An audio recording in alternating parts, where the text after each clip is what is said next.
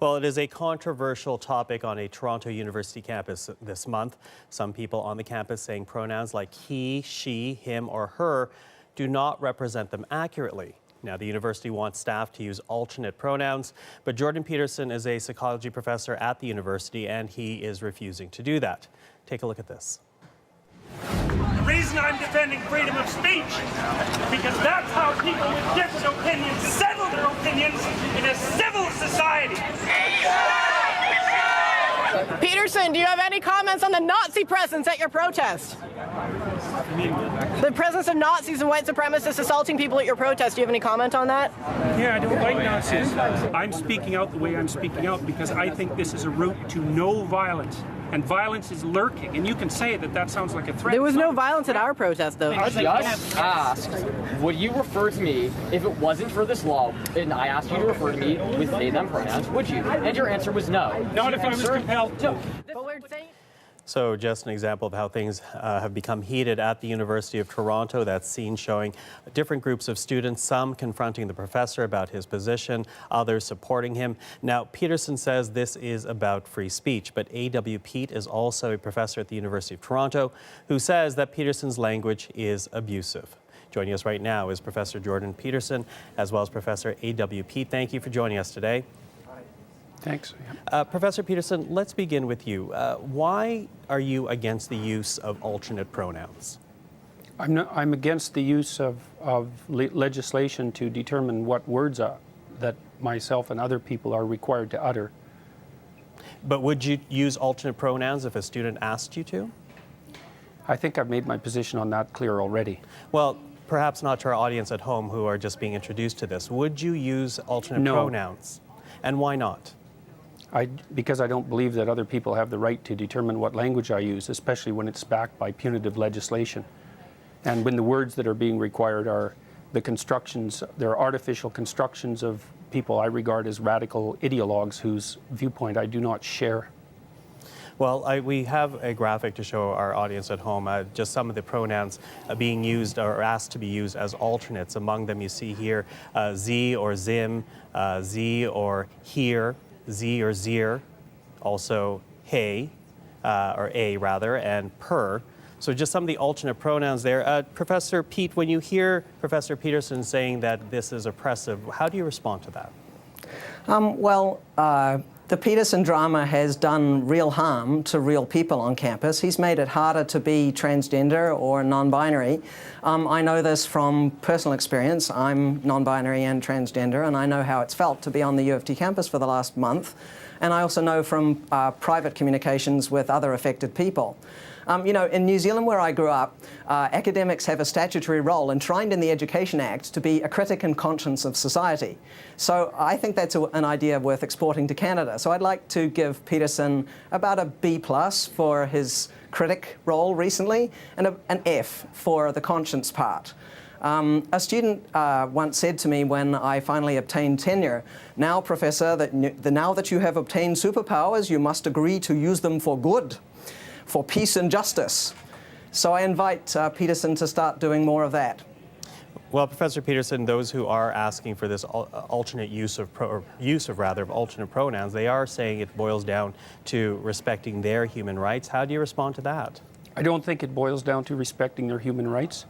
I think that it's an imposition on freedom of speech that's being implemented at a legislative level. I also think that if there was a naturally evolving solution to the linguistic problem that's being posed by a small fraction of the transgender community, that people would have already adopted it. We've never had a situation in the usage of English before that required legislation to produce a transformation in the manner in which people spoke. Has a very dangerous precedent. So it's one thing to tell people what they can't say. So, for example, we have legislation making it illegal to do such things as deny the Holocaust. It's a completely different thing to demand that people use certain words when they're formulating their own ideas. And I mean, it's also absurd. I mean, here's one thing that's happened that I don't believe the formulators of this legislation ever foresaw. So in New York City, for example, there are now 31 protected gender identities. And I see no reason whatsoever why each of those gender identities can't demand the use of their own pronoun. And that absurd things like that have been happening on the University of Michigan campus, for example, where students have been given permission to tell faculty members and others what pronouns they're to be addressed by, and they're multiplying rapidly out of control. So the law is bad from an ethical perspective. It's sloppily written, and besides that, the solution that it imposes is practically untenable.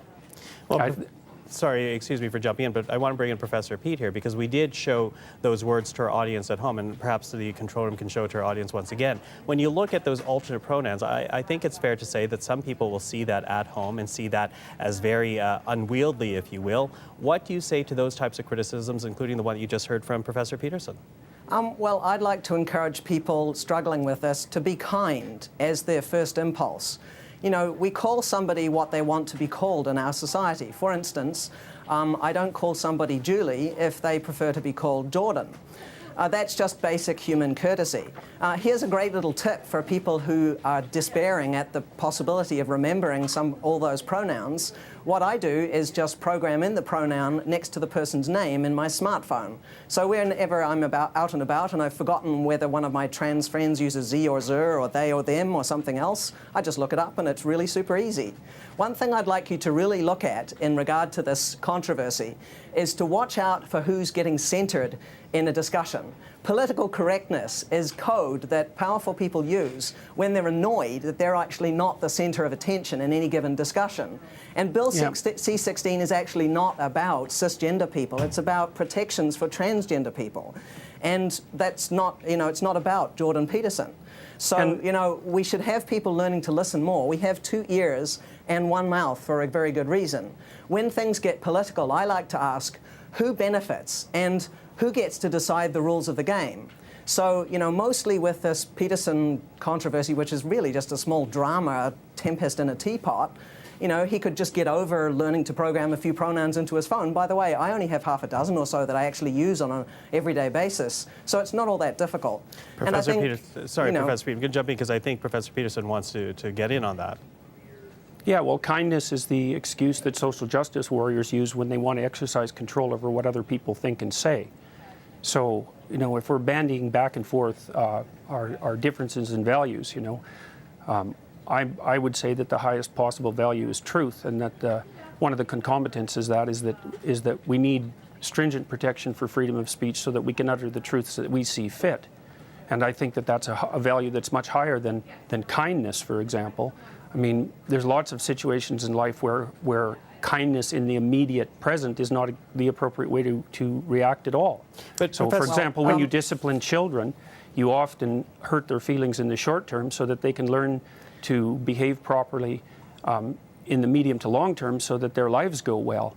And so this automatic assumption that the people on the social justice warrior side of the equation are motivated only by kindness when they're also clearly motivated by power is something I find completely untenable. And I don't think that Pete's solution to program my cell phone so that I can remember what names people need to be called is a reasonable solution at all. We're actually supposed to now use electronic devices to bolster our ability to speak freely in case we offend someone? Is it so difficult to remember a pronoun? You remember somebody's first name, you remember their telephone number. I mean, I think that it's I don't very, remember very people's true first names that very easily, and I don't remember their telephone numbers very easily. And when I see a stranger, I call them by the pronoun that seems to be in accordance with their presented appearance. And that's you they being appear lazy, that way. Jordan. That's you being lazy. I think there's a very high value that we should also be aiming for in addition to truth. By the way, throughout this whole controversy, I have told the truth at every turn. So, trying to imply that that's not what's happening on people on the social justice, am I a social justice warrior? I don't know. But I think that we should be aiming for pluralism. This means recognizing more than one set of fundamental principles, fostering independent cultural traditions of minorities, and being willing to share power with people who are different than you.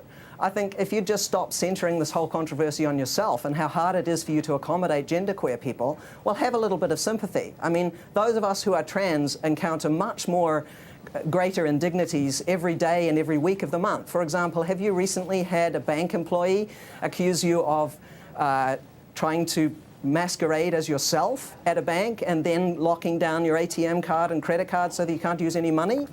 those are the sorts of problems that trans people face every day, being out of housing, being considered, considering suicide. These are really big problems. My refusal to use pronouns because left-wing activists want me to use them has nothing to do with whether or not trans people are having difficulties in society. And I'd also like to point out that I've had many letters of support. Problem, isn't it? I've had many letters of support from trans people, and they tell me that the trans activists don't support them, and most trans people Jordan, actually wanted to be referred to as he or she. Doesn't mean they that weren't you my are friends. Untransphobic. They just weren't because my you friends. know a few people, just because you've talked to a few trans people, you don't know the trans community like the trans community does. You've got no idea what it's like to be trans. Professor Pete, Professor Pete, I'm sorry to interrupt. Let's let Professor Peterson finish his thought, please. All right. So, the trans activists aren't proper representatives of the trans community because they haven't been elected by the trans community. Nobody elected you either, Jordan. I'm not speaking for anyone except myself, and on behalf of other people, perhaps who want to maintain the right to free speech. I'm not claiming that I'm a representative of white people or white men or any other group. I'm speaking on behalf of myself, and so I'm not taking. But Professor Peterson, let me jump in there, though, because we have seen an evolution of language. There are words that we don't use anymore. Not by legislation. Well, legislation or not, there are words that have evolved. We don't use, for example, I'm Asian. I would bristle if someone called me Oriental. That is an evolution of how we use words. How is this different, whether legislated or not? I understand legislation is how it's different. I understand legislatively, but if at the heart of it is to allow a student to study free of what they feel is discrimination, why not help that along? I already made my case for why not help that along. I believe that this legislation is extraordinarily dangerous, and there's other elements of it too that we haven't even got to in our society yet, like the protection for gender expression. And I've looked at gender expression in the Ontario Human Rights Code, and as far as I can tell, gender expression is best summarized in a single word: fashion. No. Because it's the way that you present yourself in public with your clothing and your manner of dress. And so I also think that the legislation that we are bringing forth with Bill C-16, and that's already in place in places like Ontario, also makes fashion criticism something akin to a hate crime. And because there's been so much noise about the identity component of this, we haven't even talked about gender expression. This is appalling legislation. And the idea that referring to someone by the pronoun of their choice is going to radically improve their status in society or their mental health is a completely unproven assumption. I think it'll have exactly the opposite effect. Professor Pete, I want to ask you, because it's been brought up a couple of times, to Professor Peterson's point, if this was so popular, if this was so needed, there would be a natural evolution. There wouldn't be need for legislation. Why the need for legislating this as opposed to allowing it to evolve naturally? Well, Bill C-16 and the Ontario Human Rights Code do not actually legislate pronoun usage. They don't specify 31 genders or anything of the kind. But let me jump in, though. The university is essentially telling, at this point, its human resources people to use alternate pronouns, in a way legislating their staff to do this. No, wait, the legislation the legislation also requires it, and the university made clear their concordance with that assumption on my part by mentioning in the letter that asked me to silence myself that I'm required to act in accordance with the provisions of the Ontario Human Rights Act. And so the university knows full well that the legislation does precisely what I suggest it does. It's not written precisely in Bill C-16, it's written in the Ontario Human Rights Code.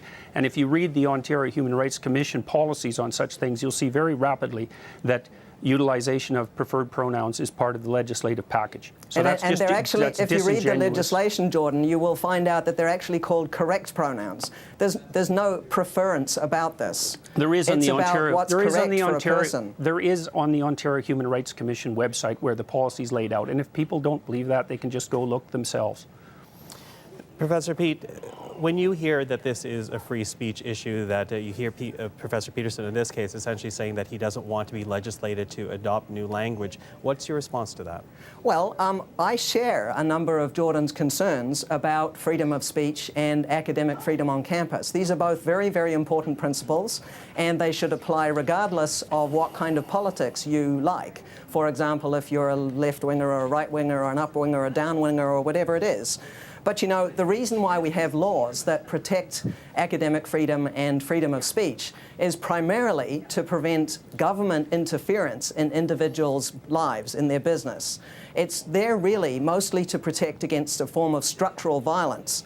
And these free speech laws were actually never intended to be used as all-purpose accountability shields, you know, so that you don't have to be held accountable for your actions. I'm perfectly willing to be held accountable for my actions, and the university has already indicated the seriousness with which they view my actions. And I also do not believe that free speech laws were there to protect, to regulate violence. Free speech laws are there because we use free speech to identify problems in our society, generate solutions to the problems, and then reach a consensus. So freedom of speech is actually is protection for the mechanism by which our individuals and society properly orient themselves across time. It's not even a principle, it's the fundamental method by which our societies manage to maintain the stability that they do maintain. And so it's one of the ways we do that, yes. Well, I would say that it's the fundamental way. So, and I mean, I think we could have a reasonable discussion about that, but because freedom of speech is so tightly tangled up with the means by which we solve problems, I mean, I think, you know, and then I talk, but I get corrected when I speak publicly. And the fact that I'm being corrected constantly by the people that I'm speaking with helps orient my speech properly and helps orient public discussion properly. And I can tell you, too, that if there wasn't something absolutely vital at stake here that had a lot more to do than with just simple kindness, there wouldn't have been millions of people watching, for example, the assault that took place during the free speech rally that was held a few days after I released the video, which I see that CBC conveniently omitted to include in their video clips at the beginning of this interview. Well, Professor Peterson, we do want to thank you. We're sorry we're out of time here, but I want to thank both of you for joining us today. That is the University of Toronto professors Jordan Peterson and A.W. Peat, talking about what has become a very big controversy at the University of Toronto and beyond.